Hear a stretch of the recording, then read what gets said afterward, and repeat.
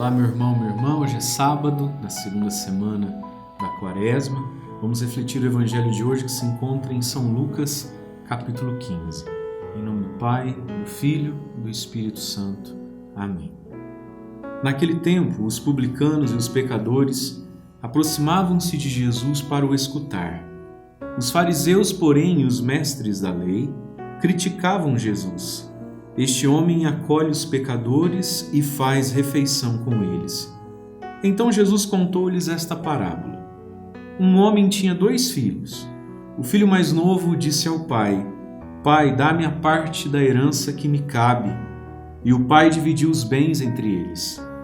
Poucos dias depois, o filho mais novo juntou o que era seu e partiu para um lugar distante. E ali esbanjou tudo numa vida desenfreada. Quando tinha gasto tudo o que possuía, houve uma grande fome naquela região e ele começou a passar necessidade. Então foi pedir trabalho a um homem do lugar que o mandou para o seu campo cuidar dos porcos. O rapaz queria matar a fome com a comida que os porcos comiam, mas nem isso lhe davam.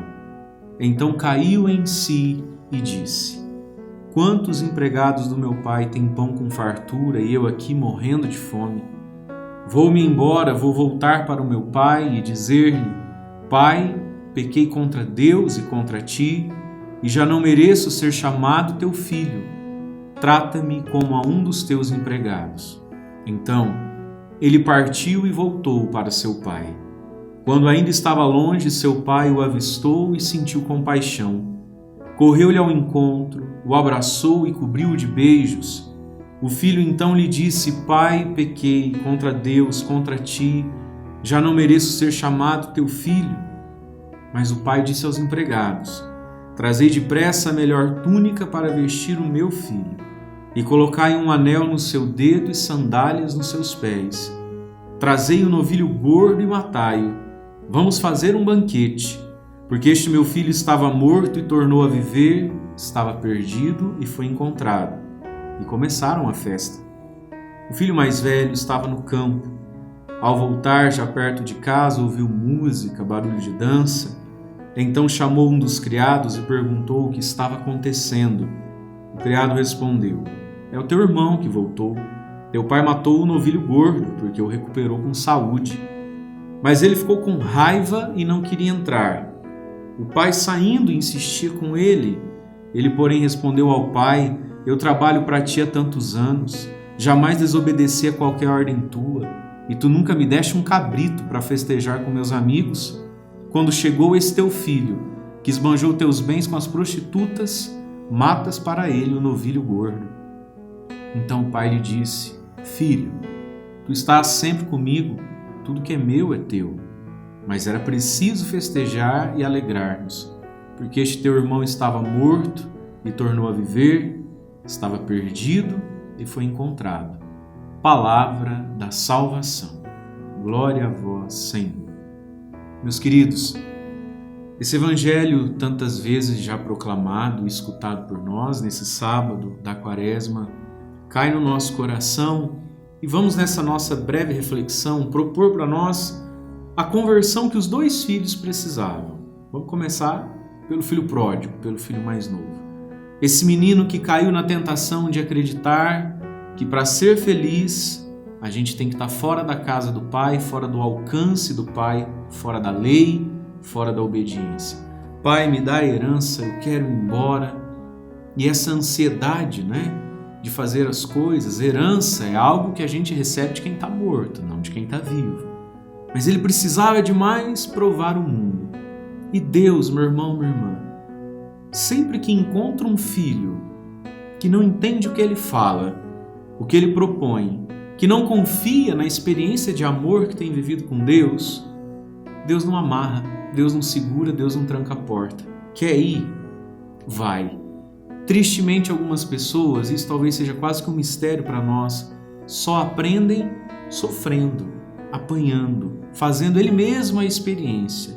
E esse pai deixou o filho ir. E esse filho foi, gastou tudo, viveu, até que chega nesse versículo tão importante para nós.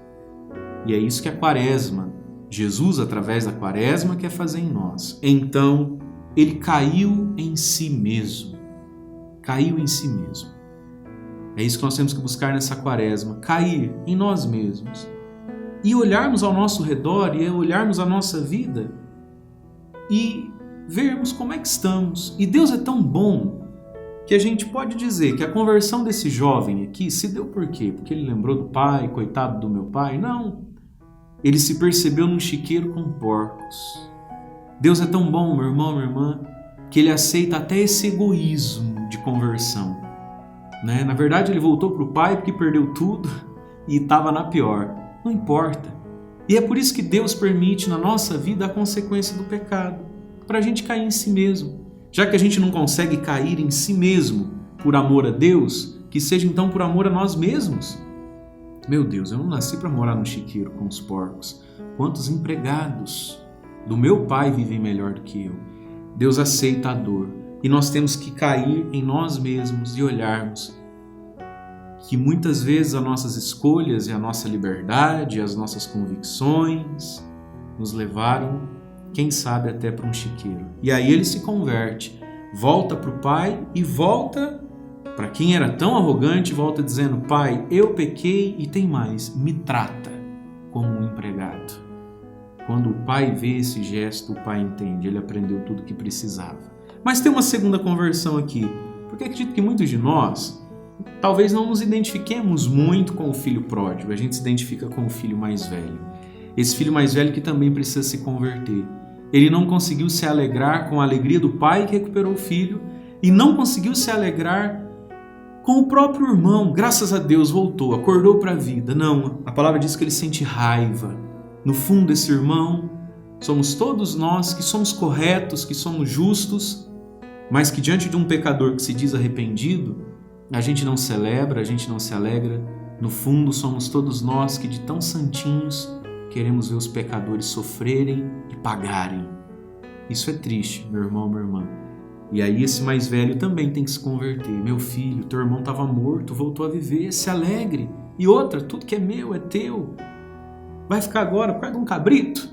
Então, meu irmão, minha irmã, peçamos a conversão dos nossos pecados. Vamos sair do nosso chiqueiro, seja ele qual for.